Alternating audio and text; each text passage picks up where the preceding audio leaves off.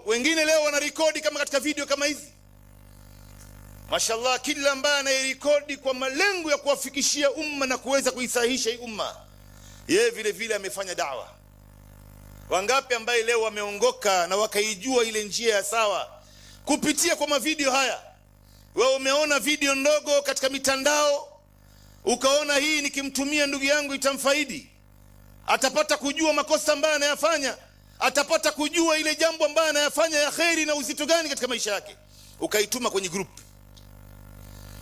Basi ndugu yangu, wewe vile vile umeshiriki katika kuweza kuwaongoza watu na umeweza kufanya dawa. Dawa ziko aina nyingi ndugu zangu. Kwa hivyo tuwafanyie watu dawa na tuweze kuwahimiza watu. Ndio Mwenyezi Mungu Subhanahu wa Ta'ala akasema ndani ya Qur'an, kuntum khayra ummatin ukhrijat linnas, hakika nyinyi mmeshakuwa umma bora, mmechaguliwa kutoka kwa watu. Maana yake tayari mshakuwa umma bora nyinyi. Kwa nini mmekuwa umma bora nyinyi? Hamkuwa umma bora kwa sababu nyinyi ni wengi, kwa sababu nyinyi sura zenu zinapendeza sana kuliko wengine, au kwa sababu nyinyi matajiri kuliko wote. Hapana. Mmekuwa umma bora kwa sababu mnaamrishana mema na mnakatazana maovu na mnamwamini Mwenyezi Mungu. Mwenyezi Mungu anasema, ta'muruna bil ma'rufi wa tanhauna 'anil munkar wa tu'minuna billah. Mnaamrishana mema na mnakatazana maovu na mnamwamini Mwenyezi Mungu. Angalia hii aya, ni katika miujiza ya Qur'an. Hii aya katika mtizamo wa binadamu, kwa akili yake ilivyokuwa finyo, ilikuwa haifai kuja namna ilivyokuja hii aya katika Qur'an. Kwa mtizamo wa binadamu lao angeulizwa, angesema hii aya ilikuwa inafaa kuwa kinyume chake. Maana yake kuntum khaira ummatin ukhrijat linnas. Kwa nini mmekuwa umma bora? Tu'minuna billah, kwanza mnamwamini Mwenyezi Mungu. Hao watu wote wamekataa kuamini, ndio maana wamekuwa makafiri. Nyinyi mmemwamini Mungu, ndio maana mmekuwa umma bora. Halafu ndio mkaamrishana mema, mkakatazana maovu. Lakini haikuja hivyo. Nyinyi mmeshakuwa umma bora. Kwa nini? Kwa sababu kwanza mnaamrishana mema, alafu mnakatazana maovu, alafu sasa ndio mnamwamini Mungu mwisho. Wanasema wanazuoni, maana yake hii aya, imani haiwezi kuja mpaka tuamrishane mema na tukatazane maovu, ndio imani itapanda hapa ndugu zangu.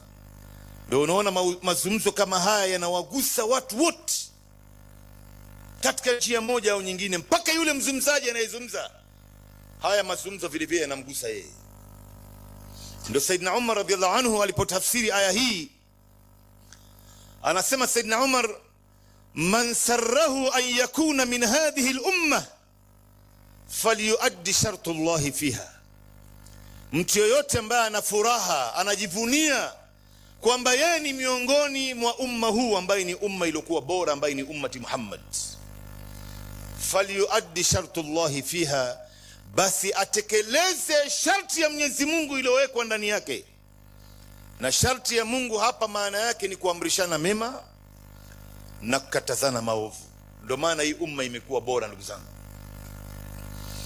Kwa hivyo lazima ipatikane watu katika jamii zetu, watu ambao watakuwa wanaamrisha mema na wanakatazana maovu.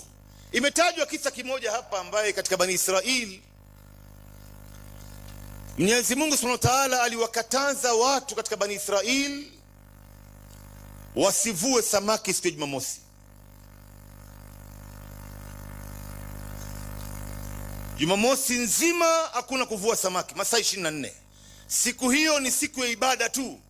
Kwenye masinagogi, misikitini, watu watafanya ibada siku nzima. Sisi alhamdulillah tumekatazwa kufanya kazi yoyote na biashara yoyote wakati khatibu anapanda juu ya mimbar siku ya Ijumaa, kwa dakika fulani tu, ima dakika 30, dakika 40, saa nzima. Basi ikimalizika salati aljumaa, kila mtu arudi kazini. Mwenyezi Mungu anasema, ya ayyuhalladhina amanu idha nudiya lis-salati min yawm al-jum'a fas'au ila dhikri llahi wa dharu al-bay' dhalikum khairul lakum in kuntum ta'lamun. Itakapoadhiniwa kwa ajili ya swala ya Ijumaa, kimbilieni katika kumwabudu Mola wenu na kumtaja Mwenyezi Mungu, na mufunge biashara zote, mufunge kazi zote. Kufunga biashara yako na kuacha kazi yako wakati ule khatibu anapanda juu ya mimbari na adhiniwa, hiyo ndio bora kwenu nyinyi. Dhalikum khairul lakum in kuntum ta'lamun. Labda mtu anaweza kauliza akasema, itakuwaje nifunge biashara yangu jamani, wateja wangu, biashara yangu, mali yangu, faida yote nitaikosa? Mungu anasema kufunga biashara wakati ule ndio bora kwako wewe, ikiwa kweli mnajua. Lakini swala itakapomalizika, fa idha qudiyatis salah fantashiru fil ardi wabtaghu min fadlillah wadhkuru llaha kathiran la'allakum tuflihun. Swala ikimalizika, tawanyikeni katika ardhi, manake rudini katika makazi yenu. Lakini Bani Israil walikatazwa kuvua samaki Jumamosi nzima. Sasa walipokatazwa kuvua samaki Jumamosi nzima, Mwenyezi Mungu anataja ndani ya Qur'ani kwamba ilitokea makundi matatu. Kundi la kwanza ni wale ambao walimfanya Mwenyezi Mungu ni mjinga. Huyo Mungu ametukataza kuvua samaki Jumamosi, tutamuonesha kwamba sisi tuna akili kuliko yeye. Wakaamua kuchukua zile nyavu na mitego ya kushika samaki, wakazitupa baharini kabla ya usiku wa kuamkia Jumamosi, ili wao watakapokuwa kwenye masinagogi wanafanya ibada, na ile mitego na nyavu ndani ya bahari nayo inaendelea kushika samaki. Wakiamka Jumapili wanaenda wanavua tu. Wakamuona, wakamfanya Mungu ni mjinga. Lakini kundi ya pili ni wale ambao walikuja kuwakataza hawa wanaovua samaki Jumamosi wasivue samaki siku Jumamosi. Na hawa ndo ulama, maduat, mashekhe, watu wa ilmu hawa. Wakawaambia, jamani, acheni hii, Mungu amekataza, itatokea adhabu hapa, tutaangamizwa, laana ya Mungu itakapoteremka tutabebwa sote.